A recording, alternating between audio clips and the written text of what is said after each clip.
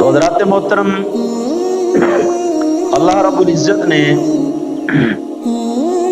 ہم پر جو روزہ فرض فرمایا اس کی بہت سی حکمتیں ہیں. کچھ کو خالق کائنات نے قرآن کے اندر بیان کر دیا اور کچھ حکمتوں کو رسول اللہ صلی اللہ علیہ وسلم نے اپنی احادیث مبارکہ کے اندر بیان فرما دیا. اب ہم ان روزے کی حکمتوں کو سمجھ کر، اس کی عظمتوں کو سمجھ کر اگر اپنانے کی کوشش کریں گے،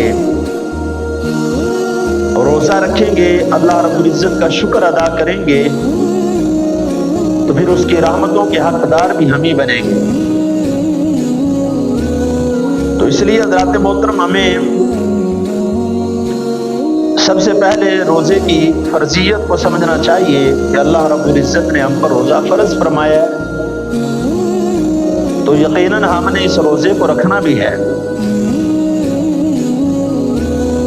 کیونکہ انسان اپناتا اس چیز کو نہیں ہے کہ جس کی اہمیت اس کی نظر میں کچھ نہیں ہوتی.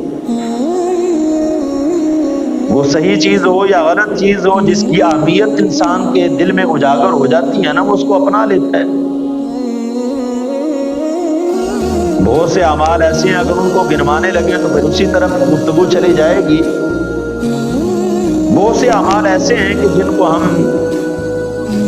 جانتے بھی ہیں کہ یہ غلط ہے، لیکن ان کی اہمیت ہمارے دل میں پیدا ہو جاتی ہے کہ میں نے یہ کرنا ہے، کس لیے کرنا ہے، کیوں کرنا ہے، کس کو دکھانا ہے، کس کے لیے کرنا ہے. تو جب اس کی اہمیت ہمارے دل میں پیدا ہو جاتی ہے، وہ عمل صحیح ہے یا غلط ہے، ہم اس کو کرنا شروع کر دیتے ہیں. حالانکہ غلط اعمال کو تو چھوڑ دینا چاہیے نا، چاہے ہماری نظر میں ان کی جتنی مرضی اہمیت ہے، لیکن اس کے باوجود ہم ان کو نہیں چھوڑتے. کیوں؟ ہم یہ سمجھ رہے ہوتے ہیں کہ یار میری نظر میں یہ ٹھیک ہے یا میرے لیے ضروری ہے، تو لہٰذا میں کر جاؤں، تو ہم کر لیتے ہیں. تو ہم اس چیز کو بھی سمجھیں کہ روزہ کتنا ضروری ہے، کیونکہ یہ ماہ مقدس اپنی بہاریں لیے آ رہا ہے نا. تو یہ بہاریں سمیٹنے کے لیے ہمیں پہلے سے تیار ہونا چاہیے. ہمارے دل کے اندر اس مہینے کی محبت، اس کی عقیدت، اس کا احترام پہلے سے موجود ہونا چاہیے.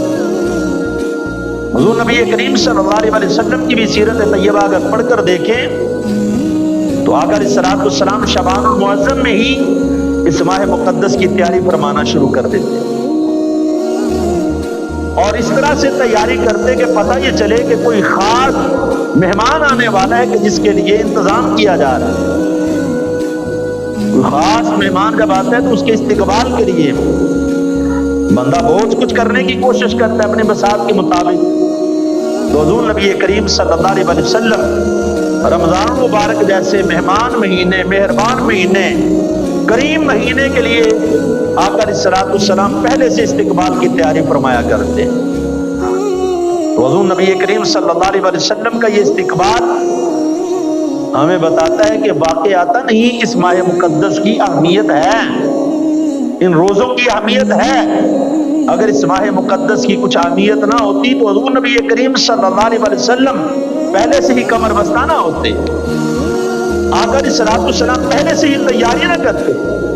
بلکہ حضرت ام عائشہ صدیقہ رضی اللہ تعالیٰ عنہا عرض کرتی ہیں، یا رسول اللہ صلی اللہ علیہ وسلم، آقا اس سے علاوہ جو مہینے ہیں میں نے ان کے اندر آپ کو کبھی اتنے روزے رکھتے نہیں دیکھا، اس طرح سے اہتمام کرتے، عبادت اور ریاضت کرتے نہیں دیکھا.